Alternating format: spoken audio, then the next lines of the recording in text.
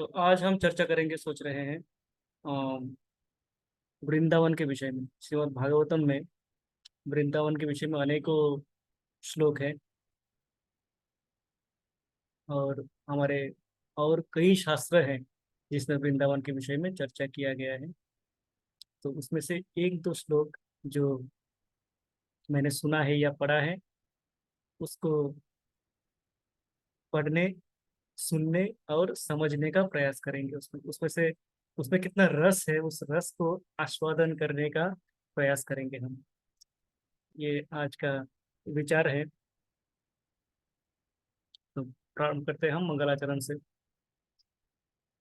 ओम अज्ञानतिमिरान्धस्य ज्ञानाञ्जनशलाकया चक्षुरुन्मिलितं येन तस्मै श्रीगुरुवे नमः।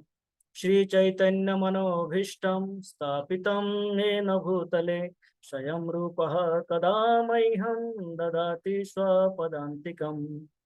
वन्देऽहं श्रीगुरो श्रीयुतपादकमलं श्रीगुरुन् वैष्णवांश्च श्रीरूपं साग्रजातं सहगना रघुनाथान्वितं तं सजीवं साद्वैतं सावधूतं परिजनसहितं कृष्णचैतन्यदेवं श्रीराधाकृष्णपदान् सहगना ललिता श्रीविशाखान्वितांश्च। हे कृष्णा करुणा सिंधु दीनबंधु जगतपते गोपेश गोपिका कांत राधा कांत नमस्तुते। तप्त कांचन गौरांगी राधे वृंदावनेश्वरी वृषभानुसुते देवी प्रणमामि हरिप्रिये। नमो विष्णुपादाय कृष्णप्रेष्ठाय भूतले श्रीमते भक्तिवेदांत स्वामी निति नामिने। नमस्ते सरस्वते देवे गौरवाणी प्रचारिणे निर्विशेष शून्यवादी पाश्चात्य देशतारिणे। वाञ्छकल्पतरुभ्यश्च कृपासिन्धुभ्य एव च पतितानां पावनेभ्यो वैष्णवेभ्यो नमो नमः। जय श्री कृष्ण चैतन्य प्रभु नित्यानंद श्री अद्वैत गदाधर श्रीवासादि गौर भक्त वृंद। हरे कृष्णा कृष्ण कृष्णा हरे हरे हरे राम राम राम राम हरे हरे। हरे कृष्णा कृष्ण कृष्ण हरे हरे हरे राम राम राम राम हरे हरे। हरे कृष्णा कृष्ण कृष्ण हरे हरे हरे राम राम राम राम हरे हरे।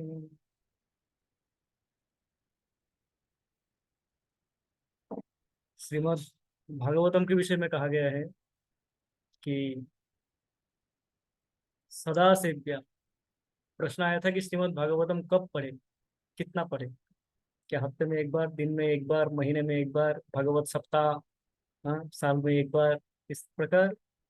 तो नारद मुनि कहते हैं, सदा सेव्या श्रीमद् भागवती कथा यस्य श्रवण मात्रेन हरिचित्तम समाश्रये।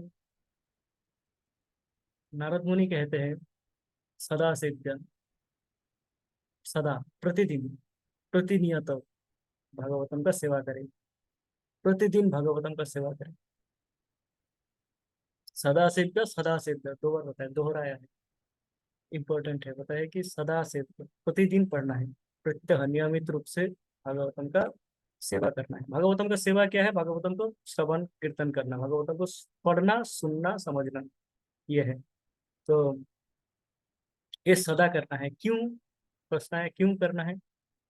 कारण यश श्रवण मात्रेन, जिनको श्रवण करने से ही हरि चित्तम समाश्रय, भगवान श्री हरि श्री कृष्ण हमारे चित्त में आके आश्रय लेते हैं। किस प्रकार आश्रय? समाश्रय, ये नहीं कि आश्रय लेते हैं फिर चले जाते हैं, आश्रय लेके बैठ जाते हैं वहीं पे, पूर्ण रूप से आश्रय लेते हैं। आश्रय यहाँ पे आके हृदय में आके बैठ जाते हैं।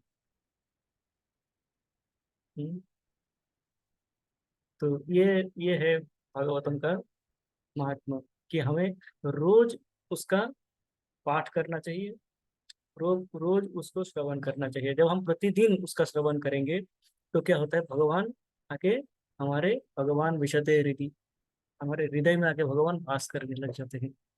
तो भगवान हृदय में वास करने का अर्थ यह है कि हमारा हृदय में जो कल्मश है, जो अ, काम क्रोध लोभ मोह मद माश्चर्य इत्यादि मैल है, उनको धो देते हैं, उनको वो धीरे धीरे परिष्कार हो जाते हैं। कारण भगवान वहीं पे आते हैं जहाँ पे वो परिष्कार स्थान हो, किसी गंदे स्थान पे भगवान नहीं आते हैं। तो जैसे ही हम भगवतों को पढ़ते रहते प्रतिनियत, तो वह हमारा हृदय परिष्कार होने लगता है, तभी भगवान यहाँ पे आके वास करने लगते हैं, यहाँ पे आके रहने लगते हैं, और रहने लायक स्थान बनते हैं भगवान के लिए। अदरवाइज, अन्यथा हमारा हृदय कूड़ा करकट से भरा हुआ है। मेरा हृदय कूड़ा कूड़ा करकट से भरा हुआ है। इसमें भगवान तो दूर, कोई साधारण व्यक्ति भी नहीं आना चाहता है। तो भगवान आएगा तभी जब इसको हम धोएंगे, इसको, इस मैल को साफ करेंगे। और वो साफ कैसे होगा, हृदय का साफ कैसे होगा, हम जब स्नान करते हैं, गीता महात्म्य में बताया है आदि शंकराचार्य जी, मलिने मोचनम पुंसाम जल स्नानम दिने दिने, मलिने मोचनम पुंसाम जल स्नानम दिने दिने, सकृत गीतांभसी स्नानम संसार मलनाशनम। गीता के विषय में कहता है, गीता और भागवतम एक ही है, तो गीता के विषय में कहता है कि मलिने मोचनम पुंसाम जल स्नानम दिने दिने, हम जल से, पानी से स्नान करते हैं प्रतिदिन। प्रत्येक दिन जब हम जल पानी से स्नान करते हैं, तब क्या होता है, हमारे जो शरीर का मैल है वह परिष्कार होते हैं, वो धुल जाते हैं। पर सकृत, एक बार भी यदि हम गीतांभसी स्नानम, के गीता के अमृत रूपी जो सरोवर है, मानो गीता है, गीता का जो अमृत है, अमृत का सरोवर है ये, वो झील है, जैसे राधा कुंड एक कुंड है, उसमें क्या है, जल है, मानो कि जल ना हो, उसमें अमृत से भरा हुआ हो, है वो है गीता। वहां पे यदि हम एक बार डुबकी लगा ले, तो संसार मलनाशनम, ये संसार के, ये जो हमारे पुनरपि जननम पुनरपि मरणम पुनरपि जननी जठरे शयनम, हाँ, यह संसारे बहु दुस्तारे पाही मुरारे कृपा अपारे, ये जो संसार रूपी मैल है, ये धुल जाता है, ये साफ हो जाता है। इस प्रकार आदि शंकराचार्य जी कह रहे हैं। और आदि शंकराचार्य जी का ये कहना अत्यंत महत्वपूर्ण है। शिला प्रभुपाद ने भी इसका महत्व दिया है। शिला प्रभुपाद ने इनके गीता महात्मा के श्लोक को गीता के इंट्रोडक्शन में रखा है, इनके श्लोकों को।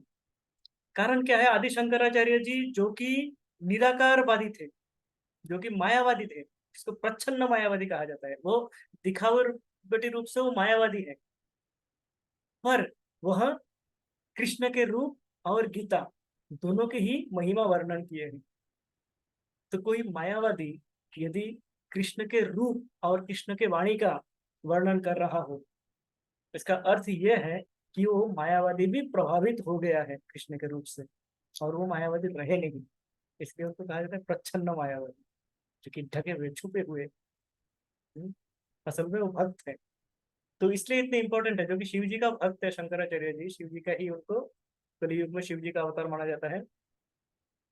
वह लिखते हैं कि एक बार भी हमने गीता रूपी अमृत में डुबकी लगा दिया तो हमारा जो संसार रूपी मैल है, हाँ, ये कष्ट हमारे दूर हो जाते हैं। इस प्रकार जैसे हम गीता का, भागवतम का अध्ययन करते हैं रोज, भागवतम, गीता है भगवान के वाणी, और भागवतम है भगवान के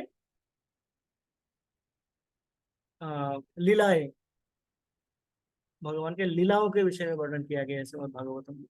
तो इस श्रीमद् भागवतम रोज हमें अध्ययन करने का अवसर प्राप्त होते हैं, ये परम सौभाग्य की बात है। हमें उसको अत्यंत गंभीरता से लेना चाहिए और उसकी अध्ययन करना चाहिए। इस भागवतम में अनेकों विषय में चर्चा हुई है, और अनेकों चरित्र इसमें है, जिनके द्वारा मानव समाज को, इस कलयुग के जीवों को समझाया गया है कि किस प्रकार हमें धर्म के रास्ते अपने जीवन निर्वाह करने चाहिए। हाँ, तो उस कथाओं में आते हैं, मुख्यतः कृष्ण के लीलाओं की कथा आते हैं। कृष्ण की लीलाओं की कथा जब आते हैं तो वृंदावन का आना अवश्यंभावी हो जाता है। जैसे ही कृष्ण आते हैं वैसे ही वृंदावन आ जाते हैं, कारण जहाँ पे कृष्ण है वही वृंदावन है, अथवा वृंदावन है वहां तो कृष्ण है। तो कृष्ण की कथा होगी तो वृंदावन की कथा अवश्य ही होगी। तो भागवतम वृंदावन की चर्चा करते हैं। श्रीमद् भागवतम के दशम स्कंध पूर्णतः कृष्ण की लीला पर आधारित है, जो कि सबसे बड़ा स्कंध है। 90 अध्याय है उसमें। देखिए श्रीमद् भागवतम में 335 अध्याय है टोटल। 335 अध्याय है चैप्टर से। उसमें से एकमात्र दशम स्कंध में ही 90 अध्याय है, 90 चैप्टर्स। अर्थात मान सकते हैं कि 1/3 हमारा श्रीमद् भागवतम ही है। श्रीमद् भागवतम का 1/3 कृष्ण लीला ही है। तो कृष्ण लीला विस्तार रूप से, विस्तारित रूप से वर्णन किया गया है। कृष्ण लीला में आता है हमारे एक जगह पे दशम स्कंध के 21वें अध्याय में आता है वेणुगीत। वेणुगीत तब है जब कृष्ण बाल्य लीला समाप्त करके पौगंड लीला में आते हैं। वह घर छोड़ के अभी वन में जा रहे हैं। छोटे छोटे गैया, छोटे छोटे ग्वाल हैं, छोटे छोटे पशुओं को लेके भगवान गाय चराने जा रहे हैं अपने साथियों के साथ।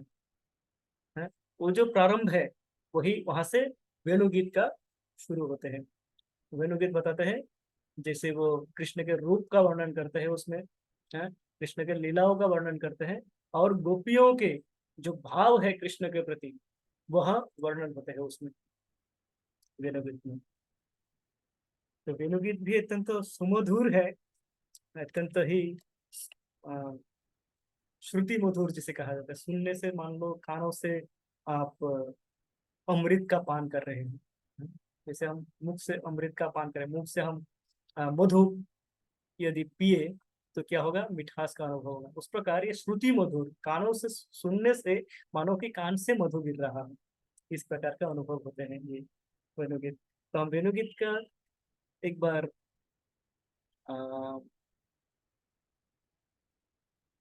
रिसेट करेंगे सुन के। इसके बाद वेणुगीत में जो वृंदावन के विषय में कहा गया है स्पेसिफिकली उसके ऊपर हम चर्चा करेंगे।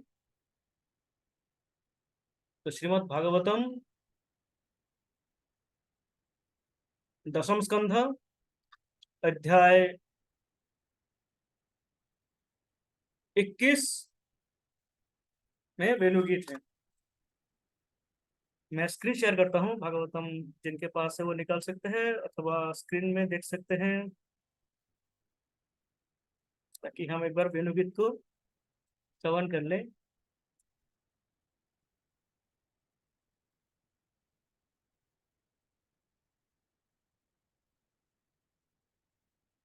वेणुगीत अत्यंत मधुर है, इसमें कोई दो राय नहीं हो सकती।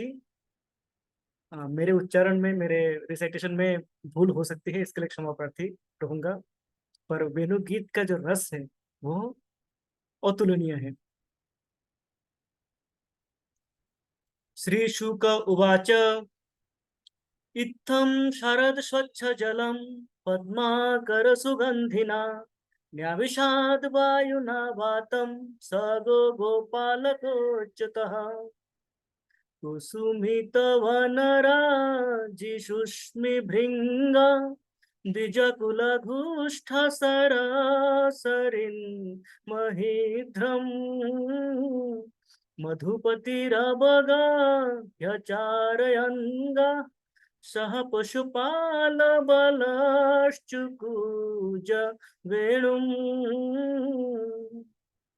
तद्व्रजश्रिया श्रुत्य वेणुगीतं स्मरोदयम् कश्चित् परोक्षं कृष्णस्य ससखिभ्यन् अवर्णयन् तद्वर्णयितुम् आरब्धाः स्मरन्तः कृष्णचेष्टितं नाशकन् स्मरवेगेन विक्षिप्त मनसो नृप वर्हापीडं नटवरवपुः कर्णयोः कर्णिकारम् बिभ्रद्भासः कनककपिशं वैजयन्तीं च माला रन्ध्रन्वेनोरधरसुधया पूरयन् गोपवृन्दैर्वृन्दारण्यं शपथरमणं प्राविशद्गीतकीर्ति इति वेणुरभं राजन् सर्वभूतमनोहरम् श्रुत्वा ब्रजश्रिया सर्वे वर्णयन्तो भिरे भिरे श्रीगोप्य ऊचुः अक्षन्वतं फलमिदं न परं विदामः साक्षात् पशून् अनुविवशयतोर्वयस्यैः वक्त्रं ब्रजेश सुतयोरनवेन जुष्टम् निर्वानिपित्तमनुराक्तकटाक्षमोक्षम् च्यूत प्रबालबर्हास्तवकोत्पलाब्ज मालानुपृक्त परिधान विचित्र भेषो मध्ये विरेजतुरलं पशुपालगोष्ठ्या रङ्गे यथा नटवरो कचगायमानो गतः किमाचरदयं कुशलं स्म वेनो दामोदरधरसुधाम् अपि गोपिकानां भुङ्क्ते स्वयं यदवशिष्ठरसमृदिन्नो हृष्यत्त च श्रुमुमुचुस्तरवो यथार्यः वृन्दावनं सखि भुवो वितनोति कीर्तिं यद्देवकी सुतपदाम्बुजलब्धलक्ष्मी गोविन्द वेणुमनुमात्तमयूरनृत्यं प्रेक्षादृशान् भवरतान्यसमस्तसत्त्वम् धन्या स्म मूढगतयोऽपि हरिण्ययेता यानन्दनन्दनम् उपात्त विचित्रवेषम् आकर्णवेणुरनितां सह कृष्णसारा पूजां दधुर्विरचितां प्रणयावलोकैः कृष्णं निरीक्ष्य वनितो सवरूपशीलं श्रुत्वा च तत्कवनितवेणुविविक्तगीतम् तेभ्यो विमानगतयो स्मरनुन्नसारा पश्यत् प्रसूनकवरा मुमुहुर्विनिग्धः गावश्च कृष्णमुखनिर्गतवेणुगीत पीयूषमुत्तभितकर्णपुटैः पिबन्तः शावास्नतास्तु न पया कवलास्मदस्तु गोविन्दमात्मनिदृशाश्रुकुला स्पृशन्तः प्रायो बताम्बविहगा मुनयो मनेऽस्मिन् कृष्णे क्षितं तदुदितं कलवेणुगीतम् आरुह्य ये द्रुमभुजान् रुचिरा प्रबालान् शृण्वन्ति मीलितदृशो विगतान्यवाचः नद्यस्तदुपधार्य मुकुन्दगीतम् आवर्तलक्षितमनो भवभग्नवेगः आलिङ्गनास्तगितमूर्मिभुजैर्मुरारे गृह्णन्ति पादयुगलं कमलोपहारा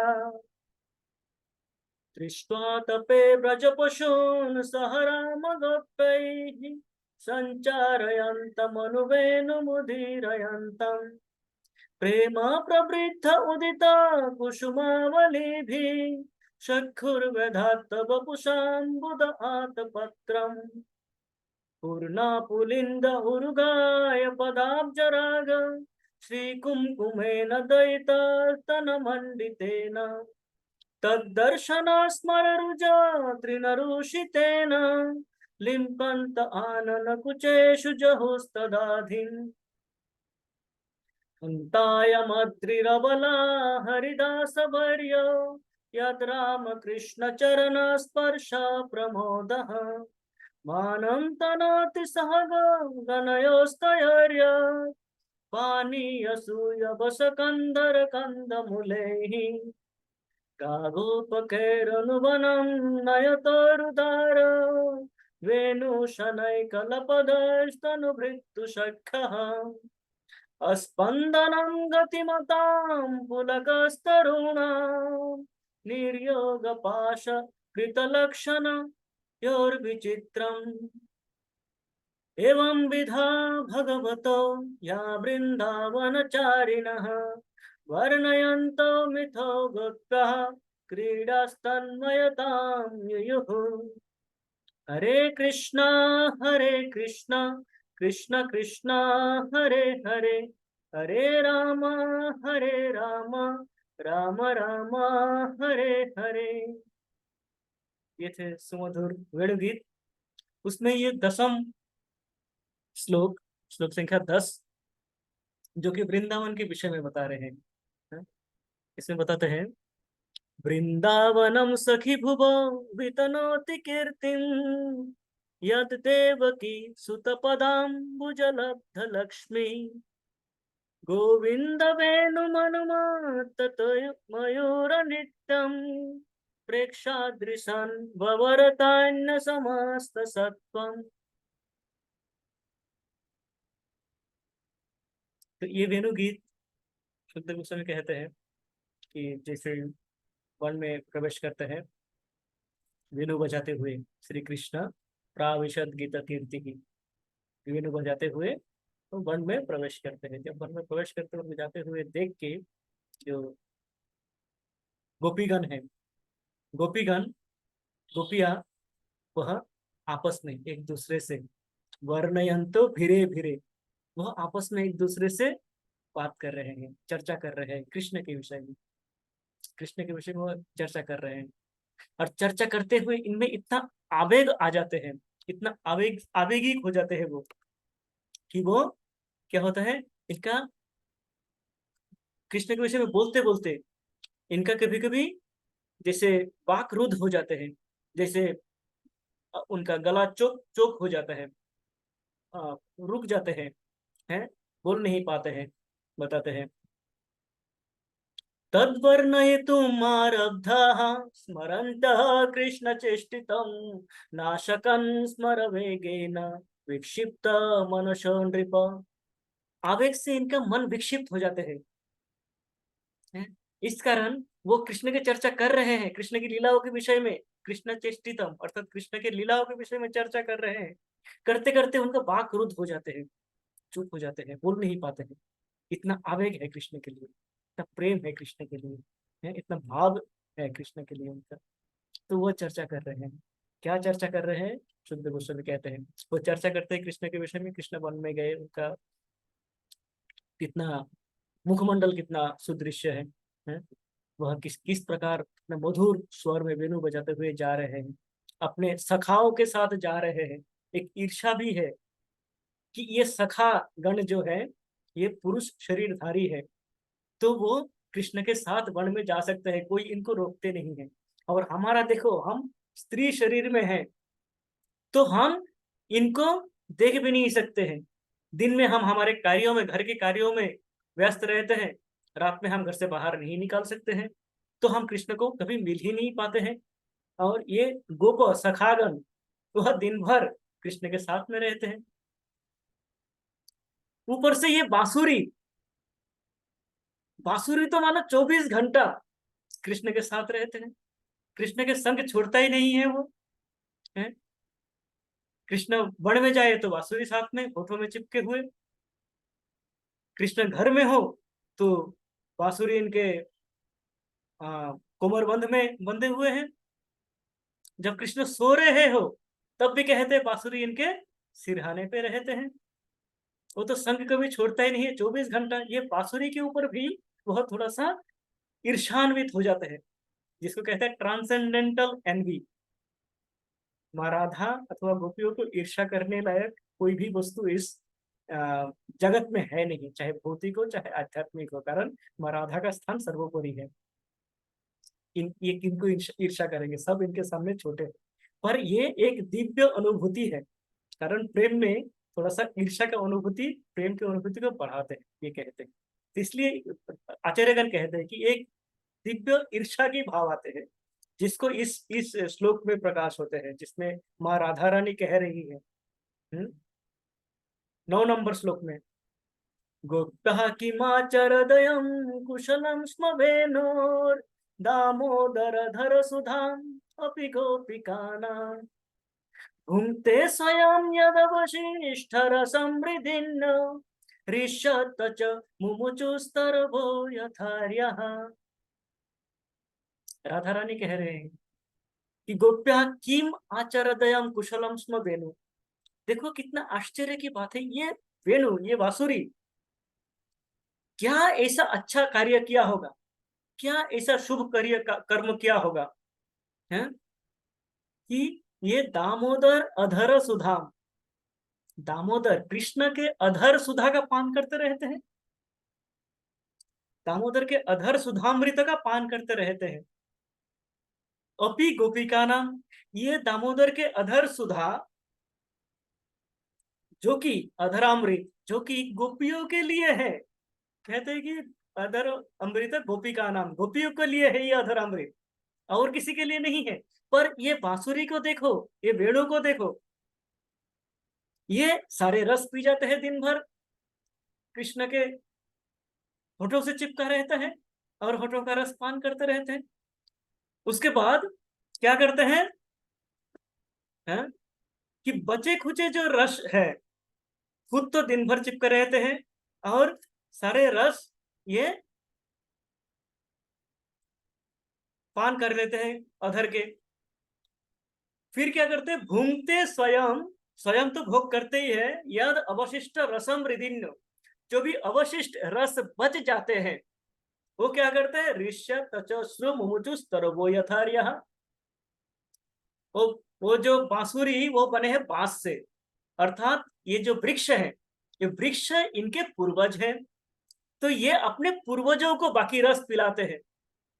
क्या करते हैं, जाके जमुना में जाते हैं, जमुना में जाके कृष्ण मुग्ध होते हैं और वो जो पानी छिड़क के आते हैं वो अपने पेड़ पौधों को मिल जाते हैं रस।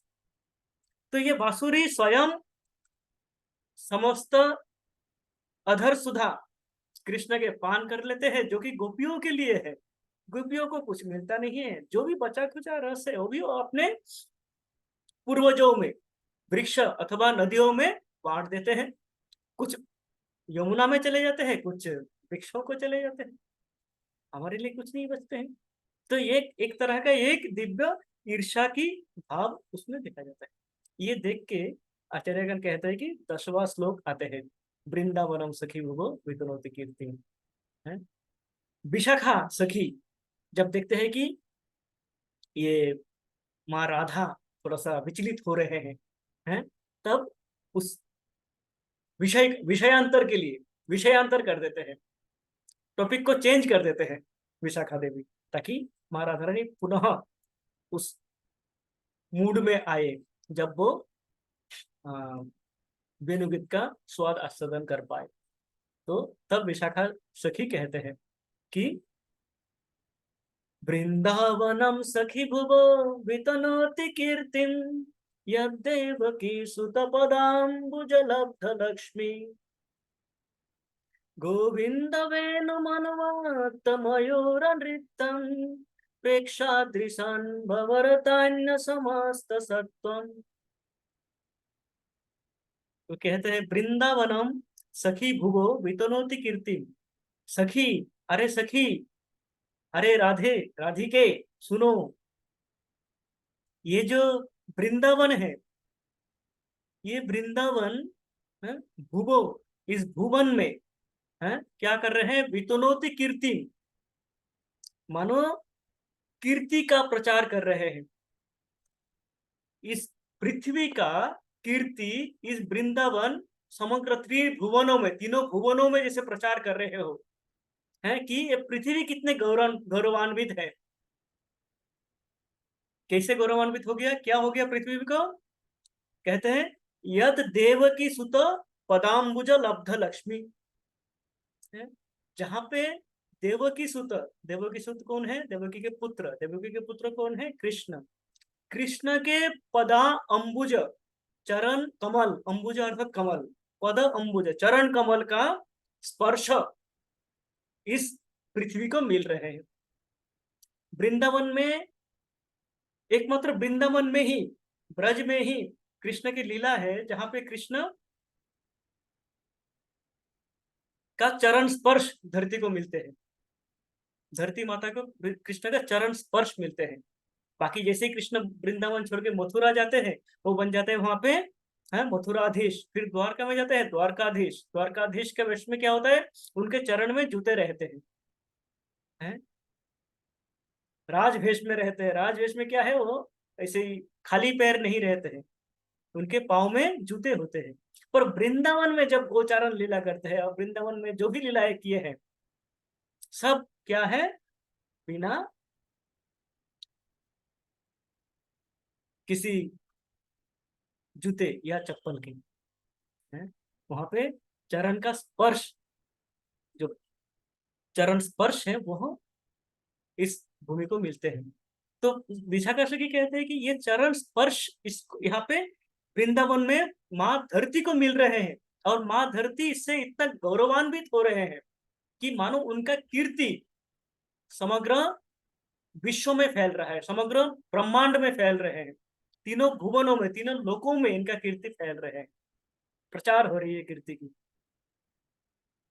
जैसे हमारे परिवार में, मान लीजिए हमारे परिवार में कोई अच्छा रिजल्ट कर ले, किसी बच्चे के चाचेरे भाई हो, ममेरे भाई हो, अपने ही बेटा हो या अपने भाई के बेटे हो, परिवार में कोई भी कोई अच्छा कुछ कर ले, कोई आईएएस बन जाता है मान लीजिए, कोई बड़ा ऑफिसर बन जाता है, कोई बड़ा इंडस्ट्रियलिस्ट बन जाता है, कोई नाम कर लेते हैं, तो हम उससे गौरव अनुभव करते हैं कि चलो मेरा ही कोई बन गया है? तो इस प्रकार वृंदावन गौरवान्वित हो रहे हैं। क्यों? क्योंकि माँ धरती गौरवान्वित हो रहे हैं। क्यों? क्योंकि वृंदावन को, कृष्ण की वृंदावन जो कि माँ धरती के ही पक्ष में स्थित है, वहां पे श्री कृष्ण के चरण कमल का स्पर्श उनको मिल रहे हैं। आगे क्या कहते हैं कि गोविंद वेणु मनुमात मयूर नृत्यम प्रेक्षादृशान भवरतान्य समस्त सत्वम। और क्या हो रहा है? गोविंद वेणु अनुमत्त मयूर नृत्यम, गोविंद के एक तो चरण स्पर्श मिल रहे हैं, उससे मानो वृंदावन के धरती पुलकित हो रहे हैं। उनके वेणु के स्वर से, उनके बांसुरी के स्वर से सारे जो मोर है, मोर पंछी है, वह क्या कर रहे हैं? नृत्य कर रहे हैं, नाचना शुरू कर देते हैं, नृत्य शुरू कर देते हैं मोर, कृष्ण के वेणु सुनते ही। किस प्रकार नृत्य? अनुमत्त, मत्त होके, मानो वो ये हो गए हो, पागल हो गए हो, इस प्रकार है नृत्य, नाचना शुरू करते हैं कृष्ण के वेणु का सुर सुन के, स्वर से, है? इस प्रकार आनंदित होते हैं। और क्या होते हैं? प्रेक्षा आद्री सन बवरतान्य समस्त सत्तम, ये देख के मानो अद्री अर्थात पहाड़, पर्वत है, और बाकी समस्त सत्त क्या हो जाता है? मानो सुन्न हो जाता है, स्टंड हो जाते हैं, स्तब्ध हो जाते हैं वो। वाह!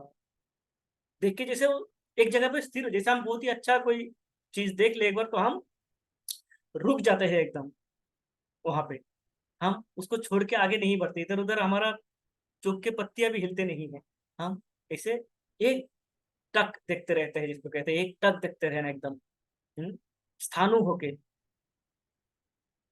उस प्रकार समस्त सत्व, समस्त प्रकृति ये देखने लग जाते हैं। तो इस प्रकार वृंदावन की वर्णना हो रही है। तो इसमें बताते हैं कि ये वृंदावन क्या कर रहे हैं? कीर्ति फैला रहा है। इसको देख के, वेणु की देख के एक एक यहाँ पे बताया है कि प्रेक्ष आद्री सान वबरतन्य, आद्री अर्थात पहाड़ होते हैं। तो आद्री यहाँ पे बोला जाता है वृंदावन में। वृंदावन में यदि हम पर्वत की या पहाड़ की बात करें तो वहां पे एक ही है, हम सब जानते हैं कौन है। गिरिराज गोवर्धन की जय। गिरिराज वहां पे विराजमान है। तो गिरिराज भी जब कृष्ण के वेणुगीत सुनते हैं और उससे अ, उन मोर को, उन पंछियों को नाचते हुए देखते हैं, हैं, तो वो भी मंत्र मुग्ध हो जाते हैं और वह स्थानुवत एक टक कृष्ण के दृश्य देखते रहते हैं। फिर इनके विषय में कहा गया है, गिरिराज गोवर्धन के विषय में क्या गया कहा गया है कि राधा रानी कहते हैं, हंतायमद्रिरवला हरिदासवर्य यद्देवकी यद राम कृष्ण चरण स्पर्श प्रमोदः मानं तनोति सहगो गणयोस्तयोर्य पानीयसूय बस कंदर कंदमूले।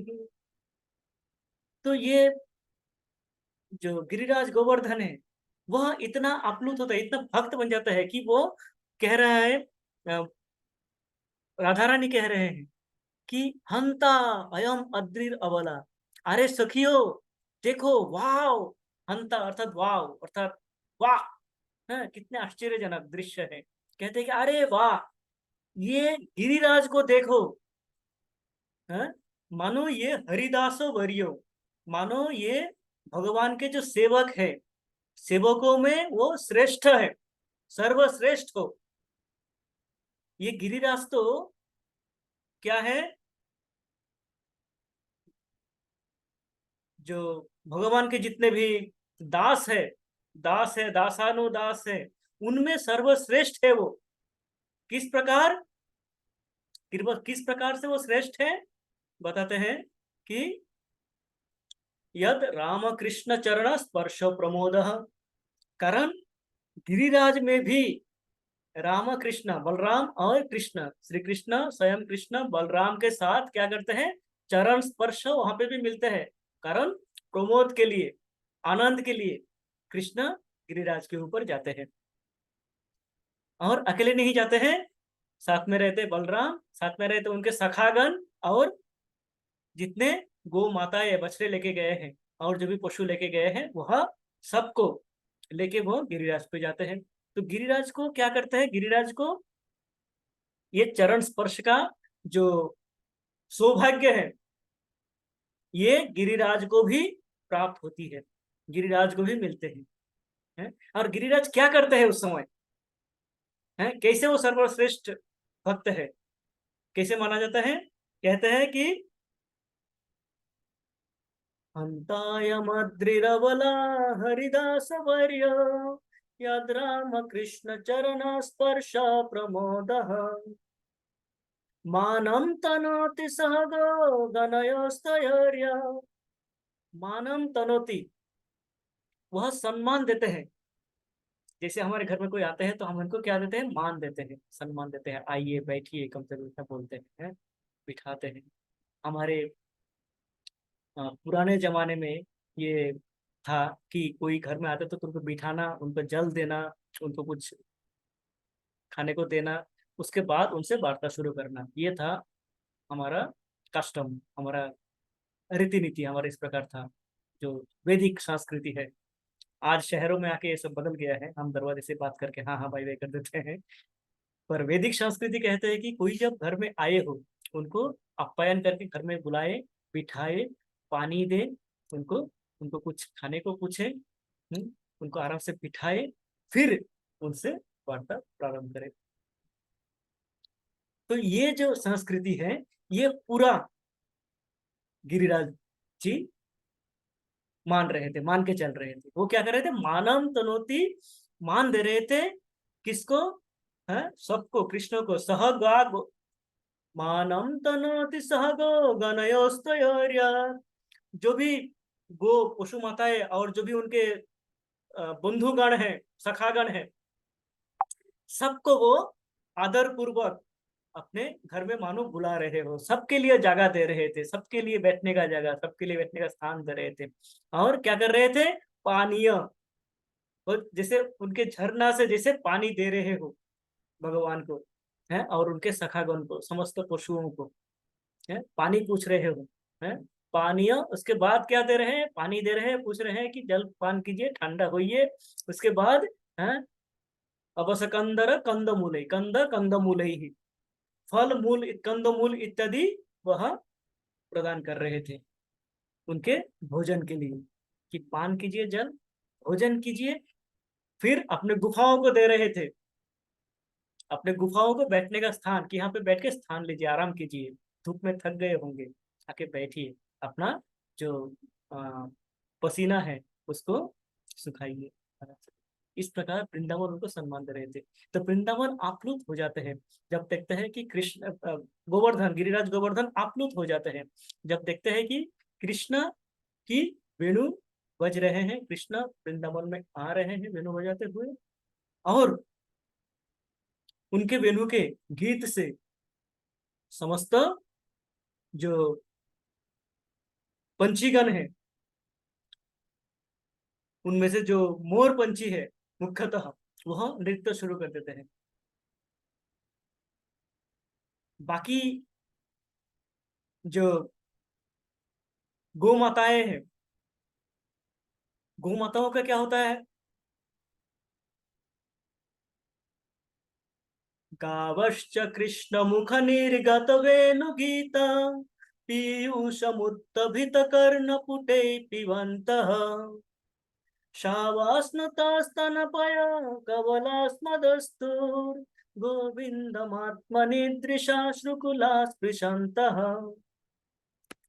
बताते हैं गावाश्च कृष्ण मुख निर्गत वेणुगीतम, पीयूष उत्तभित कर्ण पुटे पिबन्तः। ये जो गौ माताएं हैं, गौ माताएं क्या कर रहे हैं? कृष्ण के वेणुगीत सुन के वह अपने कान को मानो उठा दिया हो, जैसे कि एक उठा के एक प्याला सदृश बना दिया हो, जिसमें कृष्ण के वेणुगीत के अमृत सुधा उसमें पड़े, और वह पूरा का पूरा सुधा पान कर ले, और वो कान खड़े करके इस प्रकार वेणुगीत सुनने में विभोर हो जाते हैं। तब शावास्नुत स्तनपय कवलास्मदस्तु, जो शाबा, जो बछड़े हैं, जो कि उनका दूध पान कर रहे थे, जो बछड़े उनका दूध पान कर रहे थे, वो दूध पान करते करते कृष्ण के वेणुगीत पढ़ते हैं उनके कान में, और वो मानो भूल जाते हैं दूध पीना, तो दूध छूट जाते हैं, वो मुख, वो उसी पोजीशन में मुख खुले का मुंह खुला रह जाता है, और इस प्रकार वो वेणुगीत सुनने में विभोर हो जाते हैं। गोविंदम आत्मनिदृशा शुक्ला स्पृशंतः, मानो कि उनको बिजली सौंध गई हो, इस प्रकार वो एक टक हो जाते हैं, इस प्रकार स्थानूर हो जाते हैं, रुक जाते हैं बिल्कुल एकदम, सुन के गोविंद का वेणुगीत का श्रवण करते रहते हैं। तो इस प्रकार सारे जो जीव है, समस्त जीव वहां पे वेणुगीत सुनने में इतना विभोर हो जाते हैं। और ये जो लीला हो रहे हैं, ये लीला कहाँ पे हो रहे हैं? वृंदावन में। तो कह रहे हैं कि वृंदावन क्या कर रहे हैं? इस पृथ्वी का, इस माता धरित्री का नाम को ऊंचा कर रहे हैं संसार में, समस्त संसार में। देवतागण जब जा रहे हो वृंदावन के ऊपर से, पृथ्वी के ऊपर से, प्रथम तो देवतागण जब पृथ्वी के ऊपर से जा रहे हो, वो देख रहे हैं नीचे पृथ्वी है, वो खुश हो जाते हैं, हरी एक पृथ्वी है, यहाँ पे भगवान है अभी, भगवान कृष्ण रूप में है, अर्थात भगवान अपने स्वरूप में, कृष्णास्तु भगवान स्वयं, स्वयं कृष्ण ही भगवान है, तो कृष्ण भगवान क्या है? स्वयं के रूप में अभी माँ धरित्री पे स्थित है। और जब वो पास आ जाते हैं, पास आके वृंदावन के पास, वृंदावन के ऊपर से जा रहे हो, दिव्या विमान गतयो, विमान से, अपने विमानों से जब देवतागण जा रहे हो, हैं, देख के वो भी पुलकित हो जाते हैं कृष्ण को देख के, हैं, पुलकित हो जाते हैं वहां पे, आनंदित हो जाते हैं। तो ये जो लीलाएं, ये जो लीलाएं हैं, ये देख के इसको, इससे क्या होता है, मानो हमारे पृथ्वी माता गर्वान्वित हो रहे हैं, गौरवान्वित हो रहे हैं। वो अपना सिरा तान के कह रही है कि देखो, है, मेरे ही वक्ष में वृंदावन है, और इस वृंदावन में भगवान स्वयं ये लीला कर रहे हैं।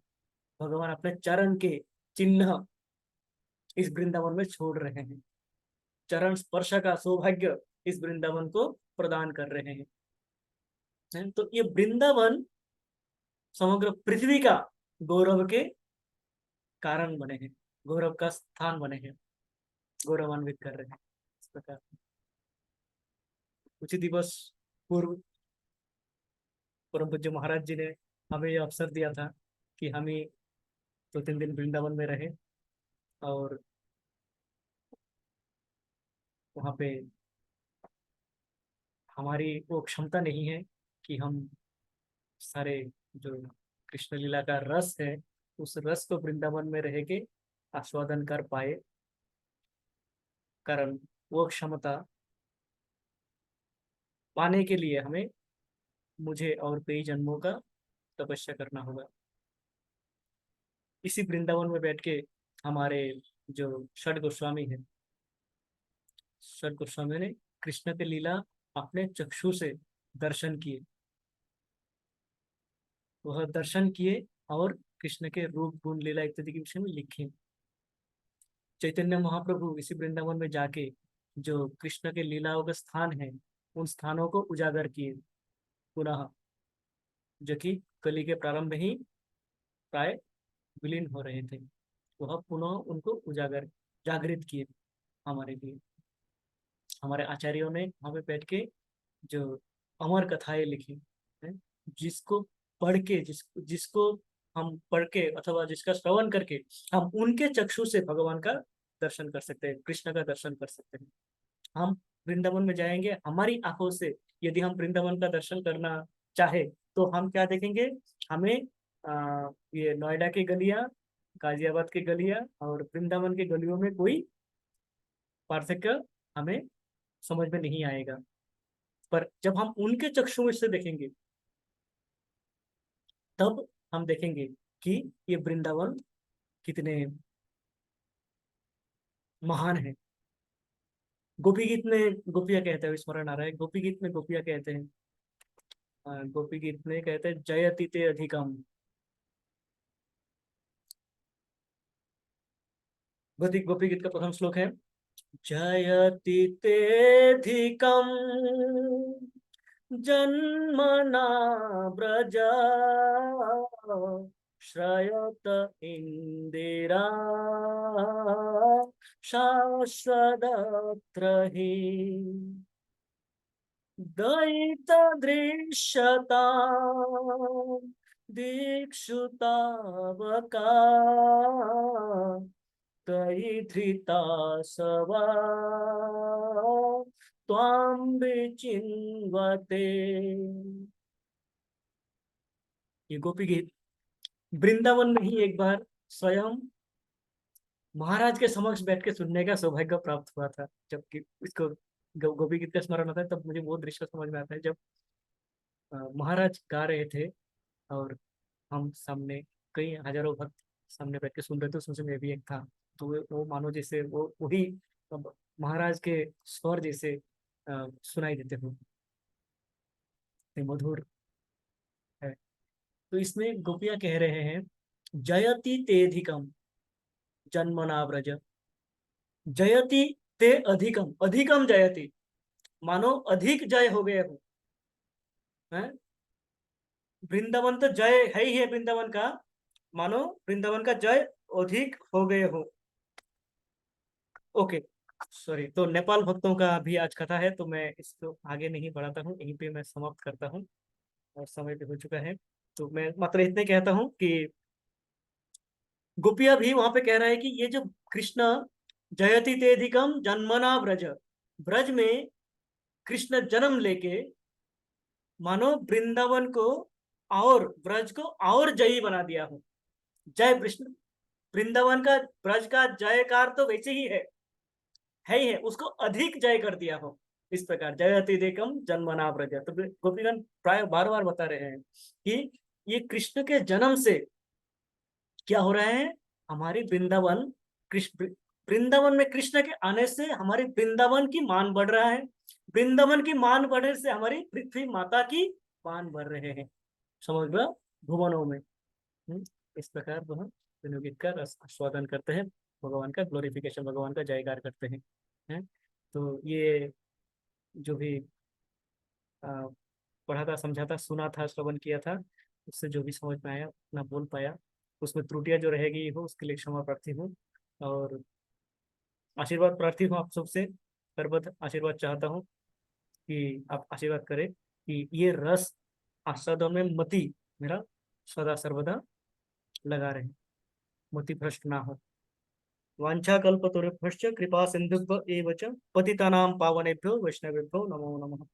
शीला प्रभुपाद की जय, शीला गुरुदेव की जय, गौर प्रेमानंदे, हरि हरि बोल। संकर्षण प्रभु की जय। संकर्षण प्रभु, हरे कृष्णा, दंडवत प्रणाम। धन्यवाद प्रभु जी। थैंक यू प्रभु जी। धन्यवाद प्रणाम प्रभु जी। धन्यवाद प्रभु। संकर्षण अवतार प्रभु जी, थैंक यू।